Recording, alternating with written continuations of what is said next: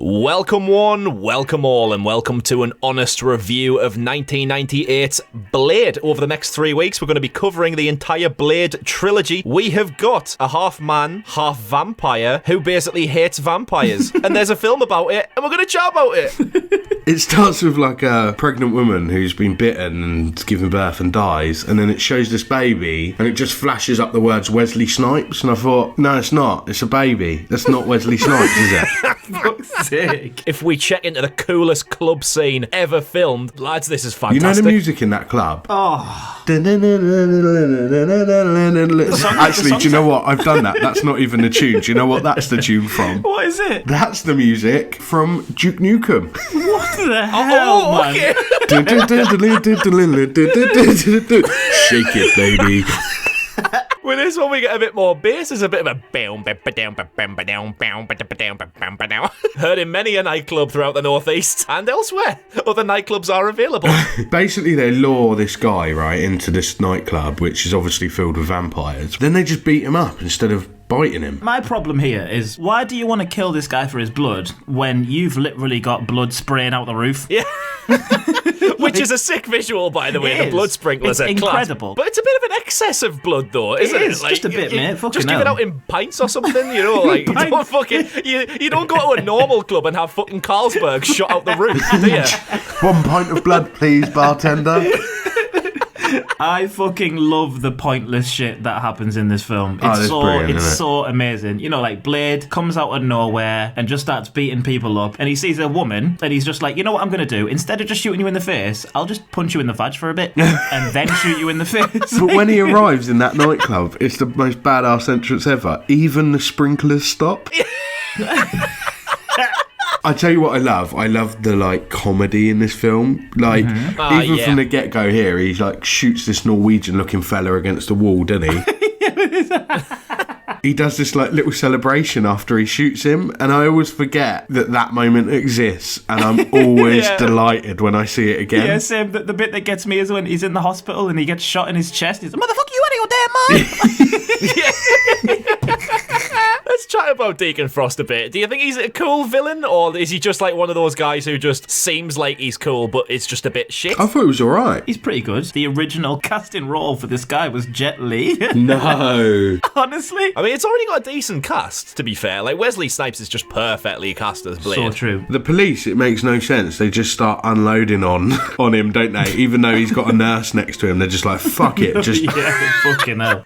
It just makes no sense. The nurse we've been talking about, Karen, kind of like a secondary character in this. When she's been bitten, it's just like, all right, we'll just inject her with garlic. I know, man. And who in their right mind calls garlic allium sedevum? Fucking just call it garlic, mate. What? Garlic? It's the way as well, he goes, this is gonna hurt. Yep, injecting garlic into yourself is probably gonna hurt, isn't it? But it makes me question, why doesn't Blade just carry this garlic shit around with him at all times to just help save more bite victims? Be a shit film, wouldn't it? That's true. I'll tell you what, the sound effects in this film are hilarious. There's a bit as well when they're fighting in the museum and there's like this, you know, when there's like the scrolls in the glass. It's just like comedy kung fu sound effects. There was a point in this film where I realised that actually the film was almost more enjoyable if I closed my eyes and just listened to it. Because it was like amazing just listening to the sound effects without the visuals. Because it was like, yeah, man. Yeah. I noticed when Blade was following the police car, I never noticed it before when I watched it the other times, but the footage is so obviously sped up. It's so unrealistic. Like, it's obviously going 30, and they were just like, well, just make it 3 times speed and it'll look fine. There's some moments in this film though, like some of the, like especially for the age of the film, some of the effects look really cool, and then others just are suddenly like so bad. And there was also some really dodgy props. Like, I have no idea where Blade needs a sword, seeing as he's got guns, but he uses a sword a lot of the time. But there's moments when he's using his sword and it's like floppy. He's just flopping about. There's also a moment I love. He kills someone and their sunglasses flick up into the air and he catches them and he puts them And on. the music comes on, like... Yeah, There it is. There it is. yeah, we haven't even really spoke about Whistler, I guess. He's pretty decent. Chris Christopherson playing him. He's just a really haggard old dude. He's Blade's pretty much adopted father. There's not much of a better way to explain him, I guess. How did you feel about Whistler as a character? I love him, me. I think he's great. I think he's cool, but underused, maybe. I'm not a fan of Whistler. Well, first of all, he's a bit of a knob. Like, he's just an arrogant old prick, isn't he? Old Like, prick, yeah. And secondly, what really bugged me is he's like this disabled old man with one of them leg braces like Stone Cold Steve Austin. That's a reference and a half. He like wobbles about, yet he can fight vampires and beat them up all the time. But he does get murdered by... Well, he gets bitten by some vampires, or beaten up, doesn't he, until pretty much death. Fuck, that took it. He was murdered, then beaten up, then like... He just got less and less. Yeah.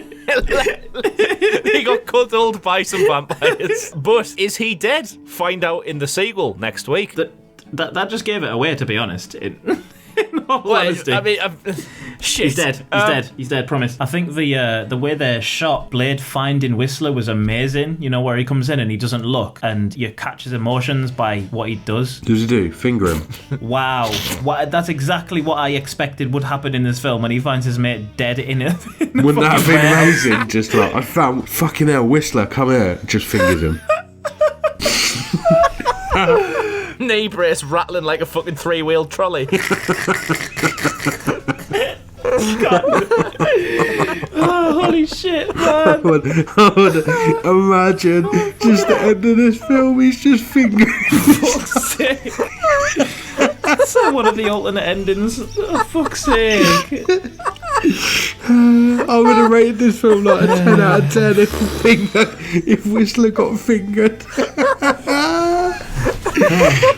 Oh, amazing. So, yeah, what about the main fucking vampire plot anyway? It's like, oh, we've got an ancient prophecy and archives and scrolls and shit, and we need to align the 12 spirits of the 12, and that'll awaken La Magra, the blood god. Oh, come on, just give it a rest, man. It's just standard balls. Standard balls? Karen. You know that when she gets captured and goes...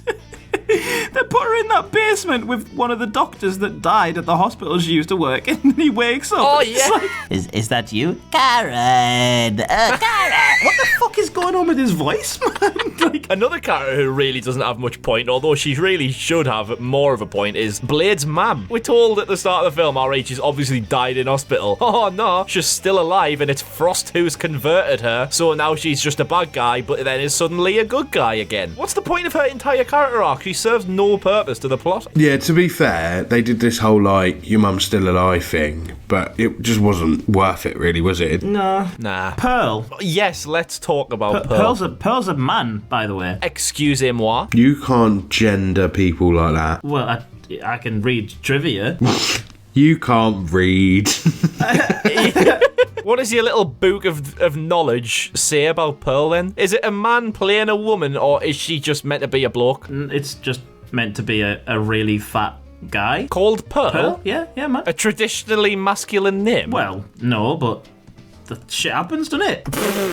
Trivia! Well, anyway, about Pearl, he is really strange, as we've seen. Was really cringed out by the way that burned her with UV light. I think that was the most brutal kill in the entire film. Karen doesn't, like, fucking stinge about, does she? Blade's like, oh, go on, Karen, crack the light on, love. And it's just, like, 45 seconds of just pure fucking brightness. It's horrible. Yeah, she like goes over the top, doesn't she? And He says, if he moves, burn her, burn him.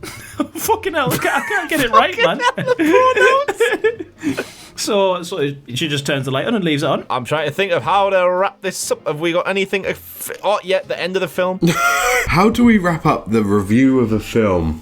Maybe we should talk about what happens in the film. Do you think the film ended a bit like Do you think the film abruptly? ended? Yeah, I did, yeah. Yeah, it definitely ended. Did you think the film ended a bit abruptly? No. It's just Frosty, you go, you're defeated. Oh, here we go, Karen's going to make a serum. Oh, here we go, now we're in Moscow. End. And more thumping bass. Yeah, because he was like, all right, lads, you want to fight? I've got a sword made of rubber, let's go. Stu, final thoughts on Blade? I really like this film. Like, the comedy aspects of it are brilliant. Like, the little celebrations he does. I didn't think that Frost was, like, the best villain, but yeah. I didn't think he was a bad one. Like, I thought he played the part quite well. I wasn't into the whole blood god thing, but I did think trapping him in that contraption where it basically, like, slit his throat and his wrist and he bled down, and that kind of started the whole thing. I thought that looked pretty cool. But overall, yeah, I really like this film. I think it's a solid film. I rank Blade pretty high. It's a great film, and you can see that it's definitely like a blueprint and a template to future comic book movies, just in the overall structure, the comedic aspects in there, action-packed, really great casting throughout as well, particularly with like Wesley Snipes. And yeah, literally the film that helped the Marvel Cinematic Universe happen in the first place. What do you think, Kof? The silliness alongside the serious tones of it work really well. There's just a little bit of like overacting in some points, and it's easy to pick out a lot of pointless shit and silly stuff that you think shouldn't happen, but it should happen because it makes the film what it is. It's one of my favourite films of all time. Banging. Can't get much more of a higher endorsement than that. So there we go. That was our honest review of 1998's Blade. Join us next Friday Fright Time, where we will cover Blade 2 and see what we think of that. Please subscribe to the channel and hit the notification bell to be notified of when that review drops. Aye, see you next week. Cheers out.